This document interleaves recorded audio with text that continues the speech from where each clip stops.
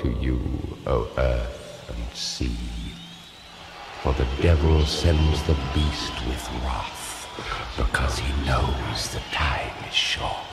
Let him who hath understanding reckon the number of the beast, for it is a human number. Its number is 666.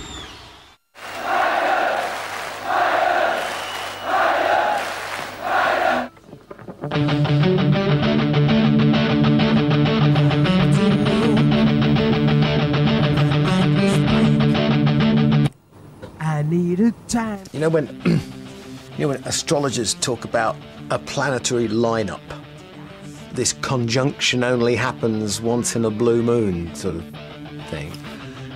What you have in Number of the Beast is the sort of the musical equivalent. We thought it was a good album, you know, strong album, but that's about it. You don't think, you don't sort of walk out the studio and think, wow, we've just made history. You don't think like that.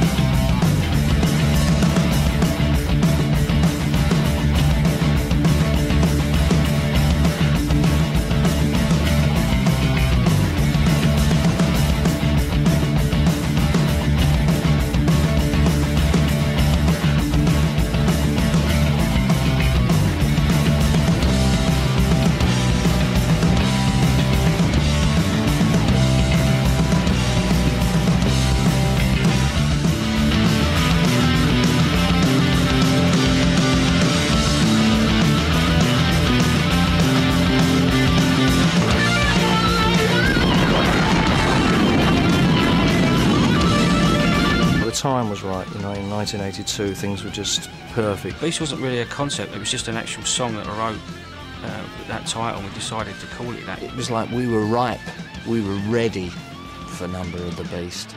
It was different, it was unique from anything else that really was around, you know, so I think that's what one of the things that created this sort of spark. I wanted a certain atmosphere to be set up on those 4 lines. I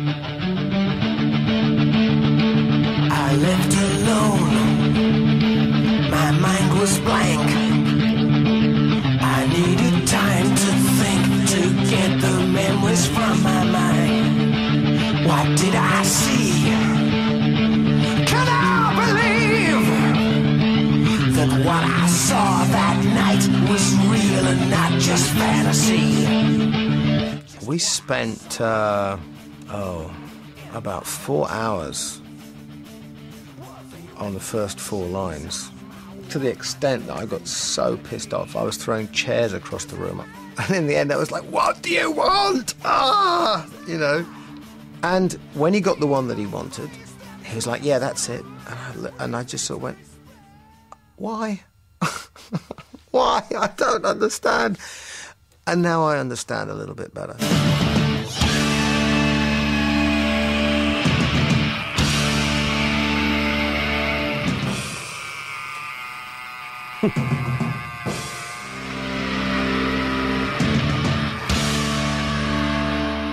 I think that came at the end of 4 hours of going, I left alone, my mind was blank. Oh!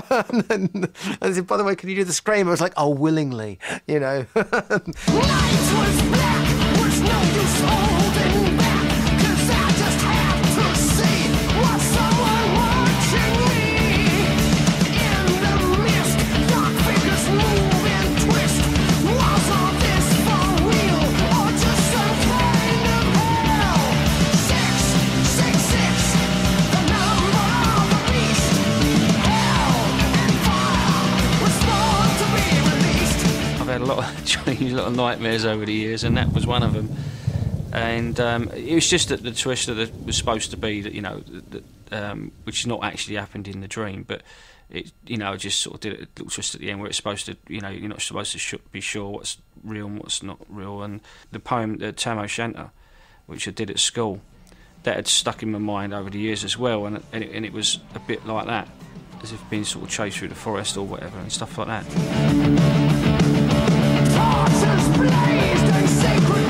The video itself that we did for this as well was quite a lot of fun to do. We used a lot of black and white footage and stuff, and the director had the idea to have the dancers on, you know, spinning around with the number 666, you know, on the back of them and stuff like that, which was a really good idea and stuff, and it was, I think, a really good video.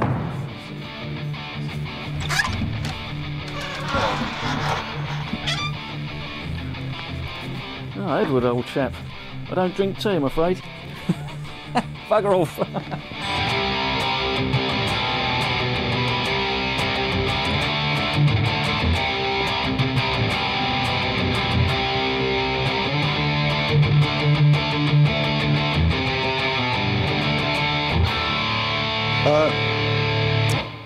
The thing about Iron Maiden that really made them stand out at the time to me was the fact they were genuinely from the East End, and they really didn't give a shit about anyone but themselves. I mean, they really believed in what they believed in, and if anybody said anything to them, they would stand up to them. They were not scared of anyone. The first time I saw Iron Maiden was the summer of 1979 at a club called the Music Machine. The moment I saw them perform, I just knew this is a band to change history. In retrospect, people tend to think of Iron Maiden from those days as a punk metal band, mainly because Paul Di'Anno didn't have the kind of stereotypical heavy metal frontman image. He was much more kind of a barrow boy with short hair, all right, geezer. Standing in the wings there, you wait for the curtain to fall.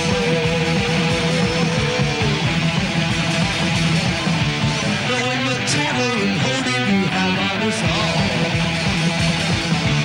Maiden started to rumble around the country and found that they were building a following of young kids who wanted something different, and Maiden were giving it to them with that edge that punk certainly had. If I had £1 for every time I'd seen Iron Maiden, I'd be a rich man by now. You can go to a punk gig and they're all got spiky hair and they're, you know, in their punk gear, or disco freaks with their silly little shoes on, you know, and people see us and they know straight away that you're Heavy Rockers, right? I mean, just seeing the first time, it was obviously something very special about them. Just the relationship with the audience was very different to anything else I'd seen at that time, or really seen since. It's just very direct eye contact with the audience, and very much a feeling of, we're all here together, let's just go for it, you know. The scene grew out of the grassroots because it wasn't fuelled by hype. The bands had to help each other out if they were to get anywhere, so little package stores started. In London you had Iron Maiden, Angel Witch and Samson, who were the three bands of the time who certainly went around the tour together. Well, I was in a band called Samson. You say I'm drunk, that's me in the mirror, looking for a fight, which was one of this curiously named so-called movement, the new wave of British heavy metal, or the Nwabum, if you wanted to, which was actually a name given to a whole bunch of young, relatively unknown metal bands who were being championed by a magazine called Sounds. It was a purely journalistic device, a headline to catch the eye and have people go, what the hell is that? That's a kind of contradiction in terms. You can't say that. Get a bit of debate going and sell a few more issues. When this term came along, it was not only tagged to us as well. I mean, it was like Def Leppard even got that, you know, Saxon, Motorhead, Angel Witch. There's loads of bands that suddenly, you know, got this tag, which is, in a way, it was good because I guess it separated the past and this is like a new beginning as far as rock music goes.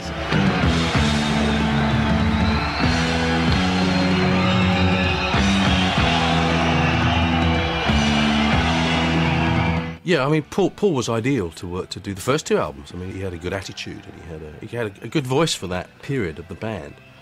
But I think, like cool bands, you know, bands change, they move slightly, they go in, you know, different directions, and some personnel leave, some personnel come in, and it just changes. I mean, that's familiar to all bands. They really were on the verge of something pretty major.